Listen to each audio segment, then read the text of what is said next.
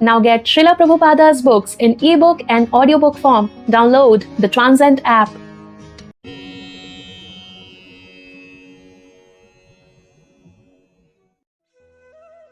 Let's begin the second chapter of Krishna book entitled as Prayers by the Demigods for Lord Krishna in the Womb. King Kamsa not only occupied the kingdoms of the Yadu, Bhoja and Andhak dynasties and the kingdom of Shursena, but he also made alliances with all the other demoniac kings as follows: the demon Pralamba, demon Baka, demon Chanur, demon Trinavart, demon Aghasur, demon Mushtika, demon Arishta, demon Dvivida, demon Putana, demon Keshi, and demon Dhenuka.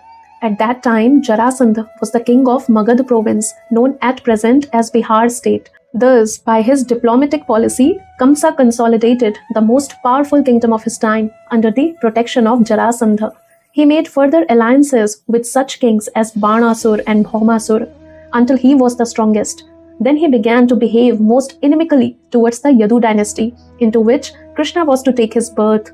Being harassed by Kamsa, the kings of the Yadu, Bhoja, and Andhaka dynasties began to take shelter in different states, such as the state of the Kurus, the state of the Panchals, and the state known as Kekaya, Shalva, Vidarbha, Nishad, Videha, and Koshal. Kamsa broke the solidarity of the Yadu kingdom as well as the Bhoja and Andhaka. He made his position the most solid within the vast tract of land known at that time as Bharatvarsha. When Kamsa was killing the 6 babies of Devaki and Vasudeva one after another, many friends and relatives of Kamsa approached him and requested him to discontinue these heinous activities, but all of them became worshippers of Kamsa. When Devaki became pregnant for the 7th time, a plenary expansion of Krishna known as Ananta appeared within her womb. Devaki was overwhelmed with both jubilation and lamentation. She was joyful, for she could understand that Lord Vishnu had taken shelter within her womb, but at the same time, she was sorry that as soon as her child would come out, Kamsa would kill him. At that time, the Supreme Personality of Godhead, Krishna, being compassionate upon the Yadus who were fearful due to the atrocities committed by Kamsa, ordered the appearance of Yogamaya, his internal potency. Krishna is the Lord of the universe, but he is specially the Lord of the Yadu dynasty. Yogamaya is the principal potency of the personality of Godhead. In the Vedas, it is stated that the Lord, the Supreme Personality of Godhead, has multi-potencies. Parasya Shaktir Vividhaiva Shruyate. All the different potencies are acting externally and internally, and Yogamaya is the chief of all potencies. The Lord ordered the appearance of Yogamaya in the land of Vrajabhumi in Vrindavana, which is always decorated and full with beautiful cows. In Vrindavana, Rohini, one of the wives of Vasudeva, was residing at the house of King Nanda and Queen Yashoda. Not only Rohini, but many others in the Yadu dynasty were scattered all over the country due to their fear of the atrocities of Kamsa. Some of them were even living in the caves of the mountains. The Lord thus informed Yogamaya, "Under the imprisonment of Kamsa are Devaki and Vasudeva, and at present moment my plenary expansion, Shesha, is within the womb of Devaki. You can arrange the transfer of Shesha from the womb of Devaki to the womb of Rohini. After this arrangement, I am personally going to appear in the womb of Devaki with my full potencies. Then I shall appear as the son of Devaki and Vasudeva, and you shall appear as the daughter of Nanda and Yashoda in Vrindavana. Since you will appear as my contemporary sister, and since you will quickly satisfy desires for sense gratification, people within the world will worship you with all kinds of valuable presentations, incense, candles, flowers, and offerings of sacrifice. People who are after materialistic perfection will worship you under the different forms of your expansions, which will be named Durga, Bhadrakali, Vijaya, Vaishnavi, Kumuda, Chandika, Krishna, Madhavi, Kanyaka, Maya, Narayani, Ishani, Sharada, and Ambika. Krishna and Yogamaya appeared as brother and sister, the supreme powerful and the supreme power.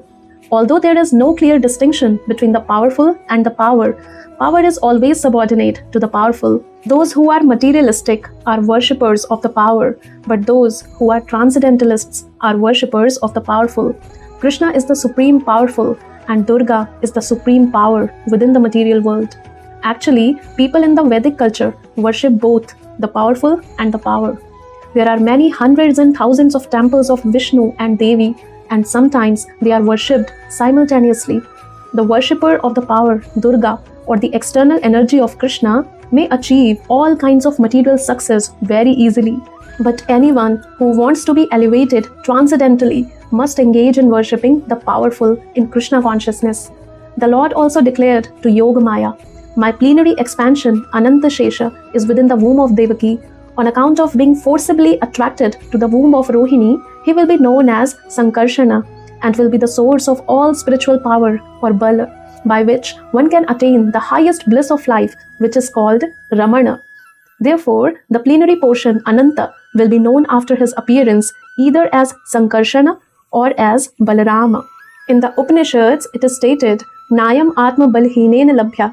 The purport is that one cannot attain the supreme platform of self-realization without being sufficiently favored by Balarama. Bala does not mean physical strength. No one can attain spiritual perfection by physical strength. One must have the spiritual strength which is infused by Balarama or Sankarshana. Ananta or Shesha is the source of the power which sustains all the planets in their different positions. Materially, this sustaining power is known as the law of gravitation, but actually it is a display of the potency of Sankarshana. Balarama or Sankarshana is the source of spiritual power or the original spiritual master. Therefore, Lord Nityananda Prabhu, who is also the incarnation of Lord Balarama, is the original spiritual master, and the spiritual master is the representative of Lord Balarama, the form of the Supreme Personality of Godhead, who supplies spiritual strength. In the Chaitanya Charitamrita, it is confirmed that the spiritual master is the manifestation of the mercy of Krishna. Thus ordered by the Supreme Personality of Godhead, Yogamaya circumambulated the Lord and then appeared within this material world according to his order. When Yogamaya, the supreme power of the supremely powerful personality of Godhead, transferred Lord Shesha from the womb of Devaki to the womb of Rohini, both Devaki and Rohini were under Yogamaya's spell, which is called Yoga Nidra. When this was done, people thought that Devaki's 7th pregnancy had been a miscarriage. Thus, although Balarama appeared as the son of Devaki, he was transferred to the womb of Rohini to appear as her son.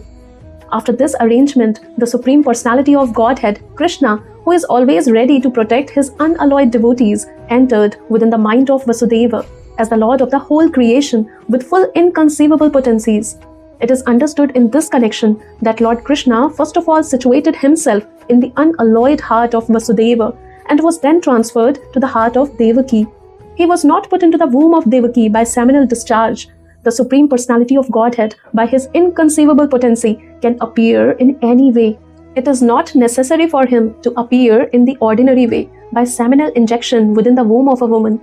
When Vasudeva was sustaining the form of the Supreme Personality of Godhead within his heart, he appeared just like the glowing sun, whose shining rays are always unbearable and scorching to the common man. The form of the Lord situated in the pure, unalloyed heart of Vasudeva is not different from the original form of Krishna. The appearance of the form of Krishna anywhere and specifically within the heart is called Dhama. Dhama refers not only to Krishna's form but also to his name, his qualities, and his paraphernalia. Everything becomes manifest simultaneously. Thus, the eternal form of the Supreme Personality of Godhead with full potencies was transferred from the mind of Vasudeva to the mind of Devaki, exactly as the setting sun's rays are transferred to the full moon rising in the east. Krishna, the Supreme Personality of Godhead, thus entered the body of Devaki from the body of Vasudeva without being subject to any of the conditions of an ordinary living entity. Since Krishna was there, it is to be understood that all his plenary expansions, such as Narayana and incarnations like Lord Narsimha and Varaha, were with him, and they also were not subject to the conditions of material existence. In this way, Devaki became the residence of the Supreme Personality of Godhead, who is one without a second and the cause of all creation. Devaki became the residence of the Absolute Truth, but because she was confined within the house of Kamsa, she looked like a suppressed fire or like misused education. When fire is kept in a jug, the illuminating rays of the fire cannot be very much appreciated. Similarly, misused knowledge, which does not benefit the people in general, is not very much appreciated. So Devaki was kept within the prison walls of Kansa's palace, and no one could see her transcendental beauty, which resulted from her conceiving the Supreme Personality of Godhead. Kansa, however, saw the transcendental beauty of his sister Devaki, and he at once concluded that the Supreme Personality of Godhead had taken shelter in her womb. She had never before looked so wonderfully beautiful. He could distinctly understand that there was something wonderful within the womb of Devaki. In this way, Kamsa became perturbed because he was sure that the Supreme Personality of Godhead, who would kill him in the future, had now come. Kamsa began to think, what is to be done with Devaki? Surely she has Vishnu or Krishna within her womb, so it is certain that Krishna has come to execute the mission of the demigods. And even if I immediately kill Devaki, his mission cannot be frustrated. Kansa knew very well that no one can frustrate the purpose of Vishnu. Any intelligent man can understand that the laws of God cannot be violated. His purpose will be served in spite of all impediments offered by the demons. Kansa thought, if I kill Devaki at the present moment, Vishnu will enforce his supreme will more vehemently. To kill Devaki just now would be a most abominable act. No one desires to kill his reputation, even in an awkward situation. If I kill Devaki now, my reputation will be spoiled. Devaki is a woman and she is under my shelter. She is pregnant, and if I kill her, immediately my reputation, the results of my pious activities, and my duration of life will all be finished. He further deliberated, a person who is too cruel is as good as dead, even in this lifetime. No one likes a cruel person. During his lifetime and after his death, people curse him. On account of his self-identification with the body, he must be degraded and pushed into the darkest region of hell. Kansa thus meditated on all the pros and cons of killing Devaki at that time. Kansa finally decided not to kill Devaki right away, but to wait for the inevitable future. But his mind became absorbed in animosity against the personality of Godhead. He patiently waited for the delivery of the child, expecting to kill him as he had done previously with the other babies of Devaki. Thus, being merged in the ocean of animosity against the personality of Godhead, he began to think of Krishna or Vishnu while sitting, while sleeping, while walking, while eating, while working, in all the situations of his life. His mind became so much absorbed with the thought of the Supreme Personality of Godhead that indirectly he could see only Krishna or Vishnu around him.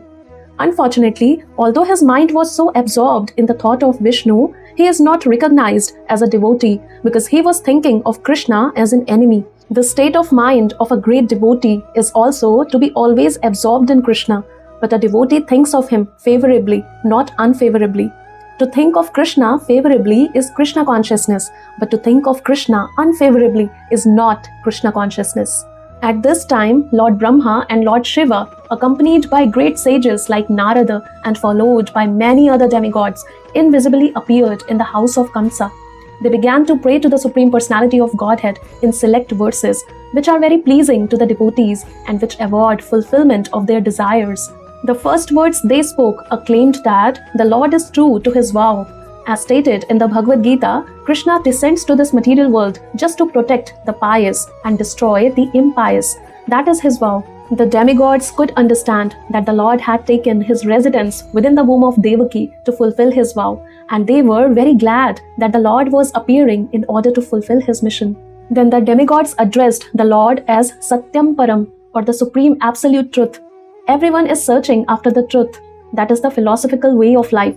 The demigods give information that the Supreme Absolute Truth is Krishna. One who becomes fully Krishna conscious can attain the Absolute Truth. Krishna is the Absolute Truth because unlike relative truth, he is truth in all the three phases of eternal time. Time is divided into past, present, and future. Krishna is truth always, past, present, and future. In the material world, everything is being controlled by supreme time in the course of past, present, and future. But before the creation, Krishna was existing, and when there is creation, everything is resting in Krishna, and when this creation is finished, Krishna will remain. Therefore, he is the absolute truth in all circumstances. If there is any truth within this material world, it emanates from the supreme truth, Krishna. If there is any opulence within this material world, the cause of the opulence is Krishna. If there is any reputation within this material world, the cause of the reputation is Krishna. If there is any strength within this material world, the cause of such strength is Krishna. If there is any wisdom and education within this material world, the cause of such wisdom and education is Krishna. Therefore, Krishna is the source of all relative truths. This material world is composed of 5 principal elements: earth, water, fire, air, and ether. And all such elements are emanations from Krishna. The material scientists accept these 5 primary elements as the cause of the material manifestation, but the elements in their gross and subtle states are produced by Krishna. The living entities who are working within this material world are products of his marginal potency. In the 7th chapter of the Bhagavad Gita, it is clearly stated that the whole manifestation is a combination of 2 kinds of energies of Krishna, the superior energy and the inferior energy. The living entities are the superior energy, and the dead material elements are his inferior energy. In its dormant stage, everything remains in Krishna. The demigods continued to offer their respectful prayers unto the supreme form of the personality of Godhead, Krishna, by analytical study of the material manifestation. What is this material manifestation? It is just like a tree. A tree stands on the ground. Similarly, the tree of the material manifestation is standing on the ground of material nature. This material manifestation is compared to a tree because a tree is ultimately cut off in due course of time. A tree is called vriksha. Vriksha means that thing which will be ultimately cut off. Therefore, this tree of the material manifestation cannot be accepted as the ultimate truth because it is influenced by time. But Krishna's body is eternal. He existed before the material manifestation. He is existing while the material manifestation is continuing, and when it will be dissolved, he will continue to exist. Therefore, only Krishna can be accepted as the absolute truth. The Kathopanishad also cites this example of the tree of the material manifestation standing on the ground of material nature. This tree has 2 kinds of fruits, distress and happiness. Those who are living in the tree of the body are just like 2 birds. One bird is the localized aspect of Krishna, known as the Paramatma, and the other bird is the living entity. The living entity is eating the fruits of this material manifestation. Sometimes he eats the fruit of happiness, and sometimes he eats the fruit of distress. But the other bird is not interested in eating the fruit of distress or happiness because he is self-satisfied. The Kathopanishad states that one bird on the tree of the body is eating the fruits, and the other bird is simply witnessing. The roots of this tree extend in 3 directions. This means that the root of the tree is the 3 modes of material nature: goodness, passion, and ignorance.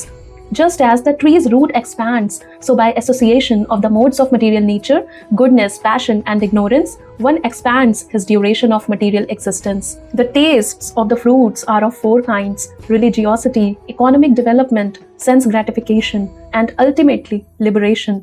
According to the different associations in the 3 modes of material nature, the living entities are tasting different kinds of religiosity, different kinds of economic development, different kinds of sense gratification, and different kinds of liberation. Practically, all material work is performed in ignorance, but because there are 3 qualities, sometimes the quality of ignorance is covered with goodness or passion. The taste of these material fruits is accepted through 5 senses. The 5 sense organs through which knowledge is acquired are subjected to 6 kinds of whips: lamentation, illusion, infirmity, death, hunger, and thirst. This material body or the material manifestation is covered by 7 layers: skin, flesh, blood, marrow, bone, fat, and semen. The branches of the tree are 8: earth, water, fire, air, ether, mind, intelligence, and ego. There are 9 gates in this body: the 2 eyes, 2 nostrils, 2 ears, 1 mouth, 1 genital, 1 rectum. And there are 10 kinds of internal air passing within the body: prana, apana, udana, vyana, samana, etc. The 2 birds seated in this tree, as explained above, are the living entity and the localized Supreme Personality of Godhead, Paramatma.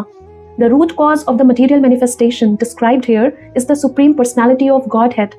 The Supreme Personality of Godhead expands himself to take charge of the 3 qualities of the material world. Vishnu takes charge of the mode of goodness, Brahma takes charge of the mode of passion, and Lord Shiva takes charge of the mode of ignorance. Brahma, by the mode of passion, creates the manifestation. Lord Vishnu maintains this manifestation by the mode of goodness, and Lord Shiva annihilates it by the mode of ignorance. The whole creation ultimately rests in the Supreme Lord. He is the cause of creation, maintenance, and dissolution. And when the whole manifestation is dissolved in its subtle form as His energy, it rests within His body. At present, the demigods prayed, the Supreme Lord Krishna is appearing just for the maintenance of this manifestation. Actually, the Supreme Cause is one, but less intelligent persons, being deluded by the three modes of material nature, see that the material world is manifested through different causes. Those who are intelligent can see that the cause is one, Krishna. As it is stated in the Brahma Samhita, Ishvaraha Paramaha Krishna, Sarva Karana Karanam. Krishna, the Supreme Personality of Godhead, is the cause of all causes. Brahma is the deputed agent for creation. Vishnu is the expansion of Krishna for maintenance, and Lord Shiva is the expansion of Krishna for dissolution. Our dear Lord, the demigods prayed, it is very difficult to understand your eternal form or personality. People in general are unable to understand your actual form. Therefore, you are personally descending to exhibit your original eternal form. Somehow, people can understand the different incarnations of your Lordship, but they are puzzled to understand the eternal form of Krishna with two hands moving among human beings exactly like one of them. This eternal form of your Lordship gives ever-increasing transcendental pleasure to the devotees, but for the non-devotees, this form is very dangerous. As stated in the Bhagavad Gita, Krishna is very pleasing to the sadhus, paritranaya sadhunam. But this form is very dangerous for the demons because Krishna also descends to kill the demons. He is therefore simultaneously pleasing to the devotees and dangerous to the demons.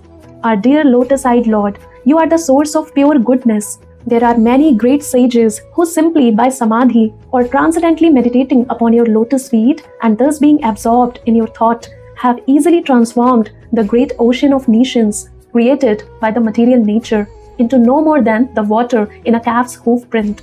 The purpose of meditation is to focus the mind upon the personality of Godhead beginning from His lotus feet.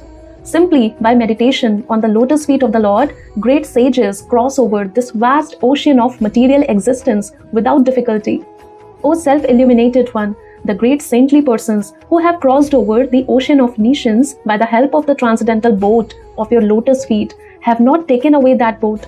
It is still lying on the side. If one takes a boat to cross over a river, the boat also goes with one to the other side of the river.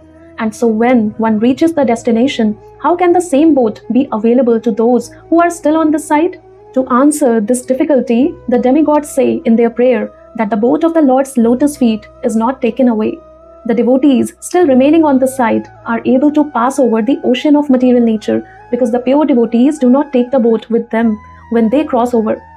When one simply approaches the boat, the whole ocean of material nations is reduced to the size of the water in a calf's hoof print.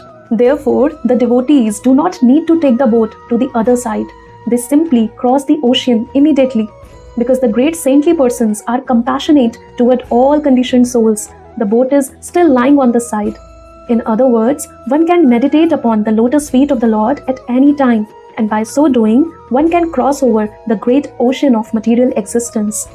Meditation means concentration upon the lotus feet of the Lord. Lotus feet indicate the Supreme Personality of Godhead.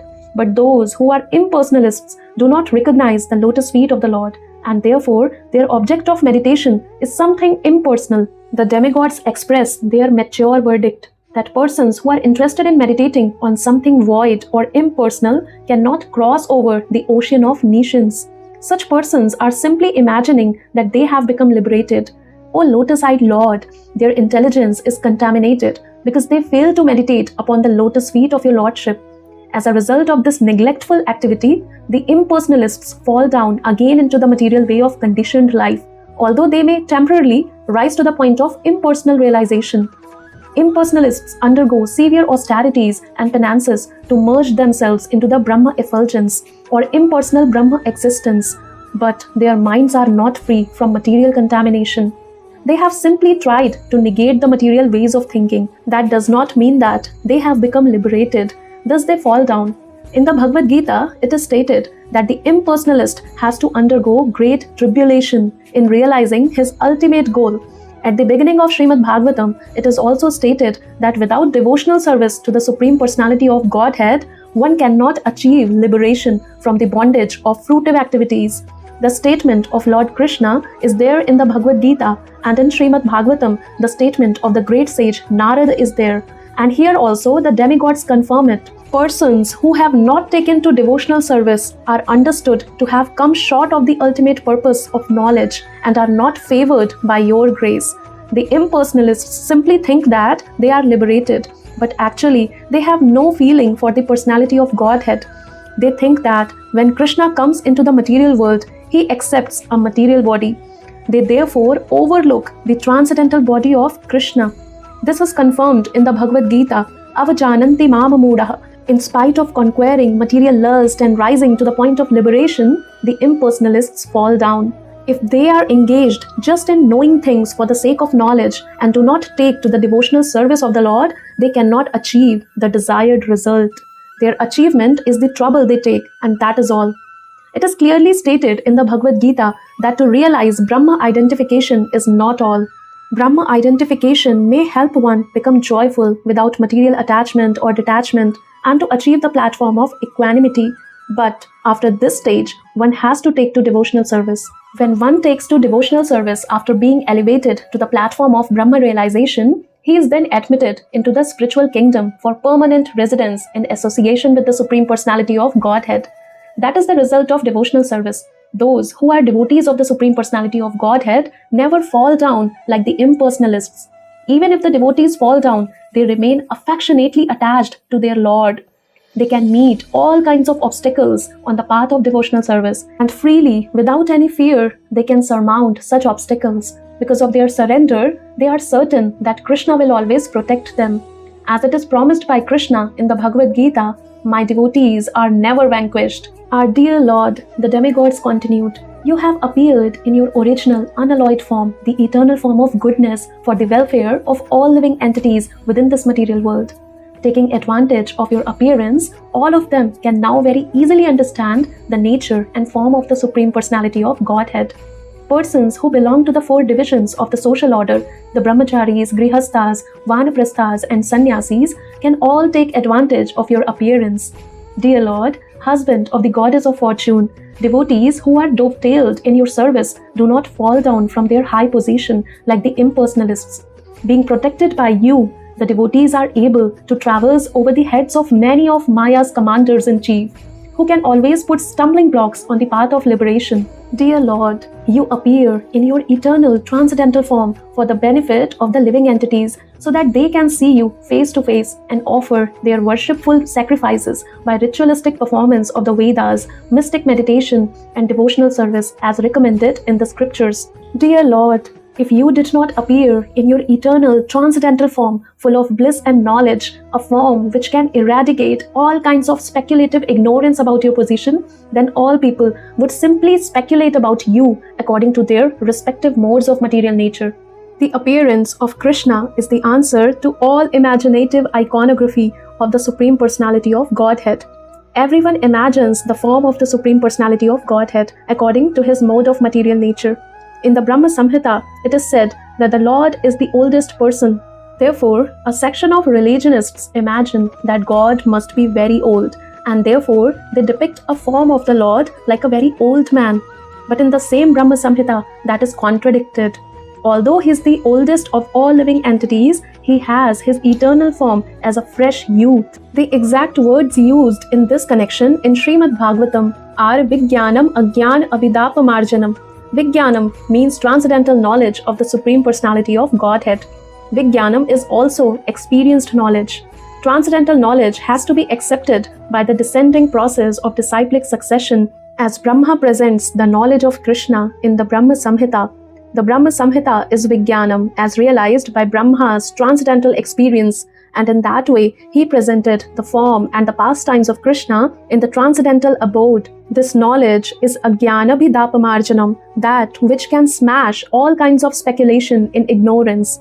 People are imagining the form of the Lord. Sometimes he has no form, and sometimes he has form, according to their different imaginations.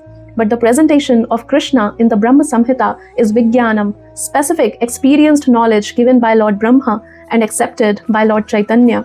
There is no doubt about it. Krishna's form, Krishna's flute, Krishna's color, everything is reality. Here it is said that this Vijnanam is always defeating all kinds of speculative knowledge. Therefore, without your appearing as Krishna as you are, neither Agyan Abhidapamarjanam, destruction of the nations of speculative knowledge, nor Vijnanam would be realized. In other words, your appearance will vanquish the ignorance of speculative knowledge and establish the real experienced knowledge of authorities like Lord Brahma. Men influenced by the three modes of material nature imagine their own God according to the modes of material nature. In this way, God is presented in various ways, but your appearance will establish what the real form of God is. The highest blunder committed by the impersonalists is to think that when the incarnation of God comes, he accepts the form of matter in the mode of goodness. Actually, the form of Krishna or Narayana is transcendental to any material idea. Even the greatest impersonalist, Shankaracharya, has admitted Narayanaha paro avyaktat. The material creation is caused by the avyakta, impersonal manifestation of matter, or the non-phenomenal total reservoir of matter. But Krishna is transcendental to that material conception. That is expressed in Srimad Bhagavatam as Shuddha Sattva or transcendental goodness. He does not belong to the material mode of goodness, and he is above the position of material goodness. He belongs to the transcendental eternal status of bliss and knowledge. Dear Lord, when you appear in your different incarnations, you take different names and forms according to different situations. Lord Krishna is your name because you are all attractive. You are called Shyama Sundara because of your transcendental beauty. Shyama means blackish. Yet it is said that you are more beautiful than thousands of cupids. Kandarpa Koti Kamaniya. Although you appear in a color which is compared to the blackish cloud, because you are the transcendental absolute, your beauty is many times more attractive than the delicate body of Cupid. Sometimes you are called Giridhari because you lifted the hill known as Govardhana. You are sometimes called Nandanandana or Vasudeva or Devaki Nandana because you appear as the son of Maharaj Nanda or Vasudeva or Devaki. Impersonalists think that your many names or forms are given according to a particular type of work and quality because they accept you from the position of a material observer. Our dear Lord, the way of understanding is not to study your absolute nature, form, and activities by mental speculation. One must engage himself in devotional service, then one can understand your absolute nature and your transcendental form, name, and qualities. Actually, only a person who has a little taste for the service of your lotus feet can understand your transcendental nature or form and qualities. Others may go on speculating for millions of years, but it is not possible for them to understand even a single part of your actual position. In other words, the Supreme Personality of Godhead, Krishna, cannot be understood by the non-devotees because there is a curtain of Yogamaya which covers Krishna's actual features. As confirmed in the Bhagavad Gita, Naham Prakashah Sarvasya, the Lord says, I am not exposed to anyone and everyone. When Krishna came, he was actually present on the battlefield of Kurukshetra and everyone saw him, but not everyone could understand that he was the Supreme Personality of Godhead. Still, everyone who died in his presence attained complete liberation from material bondage and was transferred to the spiritual world. O Lord, the impersonalists or non-devotees cannot understand that your name is identical with your form. Since the Lord is absolute, there is no difference between his name and his actual form. In the material world, there is a difference between form and name. The mango fruit is different from the name of the mango. One cannot taste the mango fruit simply by chanting, mango, mango, mango. But the devotee who knows that there is no difference between the name and the form of the Lord chants Hare Krishna, Krishna Krishna, Hare Hare, Hare Rama, Rama Rama, Hare Hare, and realizes that he is always in Krishna's company. For persons who are not very advanced in absolute knowledge of the Supreme, Lord Krishna exhibits his transcendental pastimes. Such persons can simply think of the pastimes of the Lord and get full benefit.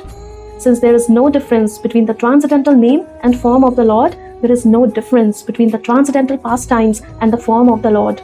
For those who are less intelligent, like women, laborers, or the mercantile class, the great sage Srila Vyasadeva wrote the Mahabharata. In the Mahabharata, Krishna is present in his different activities. The Mahabharata is history, and simply by studying, hearing, and memorizing the transcendental activities of Krishna, the less intelligent can also gradually rise to the standard of pure devotees.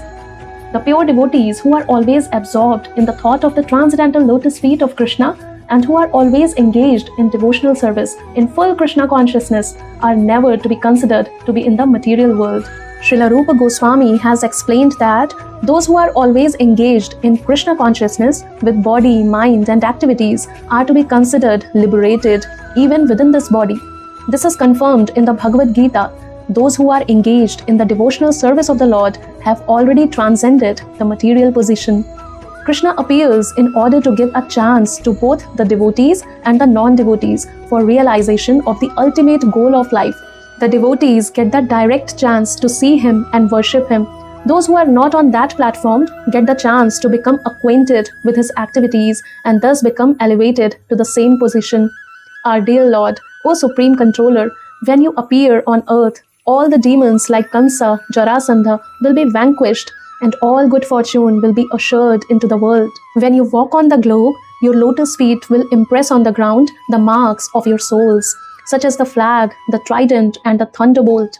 Thus, you will grace both the earth and us on the heavenly planets, who shall see those marks. O dear Lord, the demigods continued, you are unborn. Therefore, we do not find any reason for your appearance other than for your pleasurable pastimes. Although the reason for the appearance of the Lord is stated in the Bhagavad Gita, he descends just to give protection to the devotees and vanquish the non-devotees. But actually, he descends for his pleasure meeting with the devotees, not really to vanquish the non-devotees. The non-devotees can be vanquished simply by one kick of material nature. The actions and reactions of material nature, such as creation, maintenance, and annihilation, are being carried out automatically. But simply by taking shelter of your holy name, the devotees are fully protected because your holy name and your personality are non-different. The protection of the devotees and the annihilation of the non-devotees are actually not the business of the Supreme Personality of Godhead.